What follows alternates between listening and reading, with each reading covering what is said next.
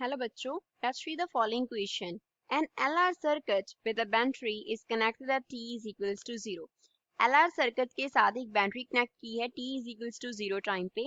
Which of the following quantities is not 0 just after the circuit switch is closed? जब हम circuit switch को close करेंगे उसके just after कौन सी quantities जो हैं वो 0 नहीं होंगी? A option current in the circuit में current. Second option, magnetic field energy in the inductor. Inductor में magnetic field energy. Third option, power delivered by the battery. Battery जो power deliver करेगा.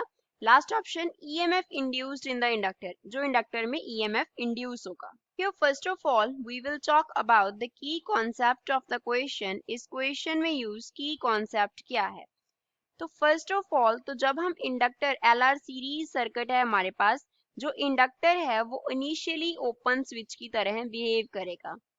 इनिशियली ओपन स्विच की तरह behave करेगा.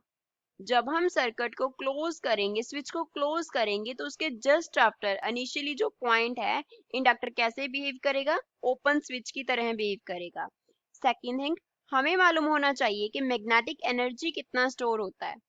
Magnetic energy stored in inductor. Inductor में magnetic energy कितना store होता है?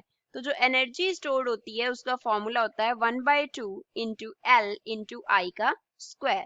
यहाँ पे एल जो है वो रिप्रेजेंट कर रहा है इंडक्टेंस को. L here represent inductance and I represent करता है करंट को. आई क्या रिप्रेजेंट करता है? करंट को. थर्ड, ये बात कर रहे हैं पावर डिलीवर्ड का. Third is power delivered. जो पावर डिलीवर्ड होती है, पावर डिलीवर्ड P, उसका क्या फॉर्मूला होता है? That is equals to voltage into current. यहाँ पे V जो है वो पोटेंशियल को रिप्रेजेंट करता है. एंड लास्ट हम बात करेंगे EMF इंड्यूस्ड की. EMF इंड्यूस्ड, जो EMF इंड्यूस होता है इन मैग्नीट्यूड, उसका फॉर्मूला होता है L इंटू DI/dt. ये भी मैग्नीट्यूड में होता है. यहाँ पे DI/dt क्या रिप्रेजेंट कर रहा है? This here represents rate of change of current. Rate of change of current को रिप्रेजेंट करता है. अब क्वेश्चन को सॉल्व करते हैं. जब सर्किट ओपन स्विच की तरह बिहेव करता है तो उसमें से कोई करंट पास नहीं करता. No current pass. जब कोई करंट पास नहीं करेगा तो current through the inductor initially just after the circuit switch is closed वो क्या होगा? 0 होगा. तो फर्स्ट ऑप्शन तो नहीं होगा क्योंकि हमें बताना है कौन सी क्वांटिटी नॉट 0 है.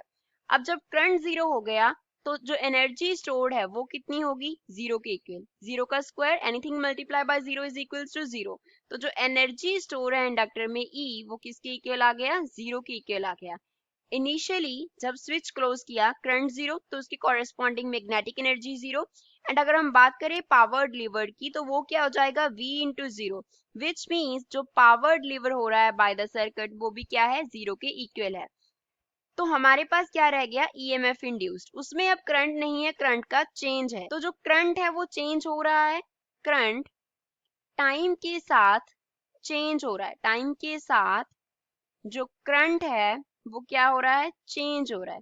तो DI/dt का कुछ ना कुछ वैल्यू होगा. L का तो कुछ वैल्यू है ही. दैट मीन्स जो EMF है just after the switch is closed is not equal to 0. तो इंड्यूस्ड EMF 0 नहीं होगा. First option, current in the circuit is 0 just after the switch is closed. C option, power delivered is 0. B option, magnetic field energy in the inductor is 0 just after the switch is closed. But EMF induced in the inductor is not 0 just after the switch is closed. So D is the correct answer for this question. I hope you understood it well. Thanks.